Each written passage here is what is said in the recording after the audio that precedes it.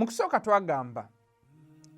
twagamba Quran nyanja ofuna bulungi semayanja ajjuddemu aya mutashabihat ne muhkamati. Muhkamati osobola okuzitegeera amangu kuba zonna saala waayo zaka n'ebirala, naye mutashabihat zeetaagako omusomesa era teri asobola kuzitegeera illa Allah warasikhuna fil ilm. Surat Imran aya y'omusanvu okujjaka asobola ozitegeera ye Allah n'ababbinkidde mu knowledge ba Ahlulbayt alayhimu salatu wassalam. Nabbi yennyini bayogerako nti ana madinatul ilm, nze ekibuga ky'okutegeera, wa aliyun babuha, ne Imaamu Ali ng'oyagala okuntegeera yitira mu kibuga kino.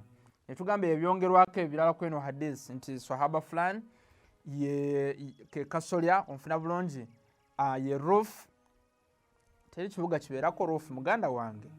Omu n'agamba nti sahaba fulani kisenge, wobeera kisenge kiba kitegeeza nti oziyiza abantu okujja mu kibuga kino okubeera nga bafuna knowledge hadith edirect. Nabi Muhammadi ye kibuga ky'okutegeera ba Ahlulbayt nga Amir al-Mu'minin Ali ibn Abi Talib gwe mulyango mwasobola okuyita okutegeera Nabi Muhammad sallallahu alayhi wa alihi wa sallama.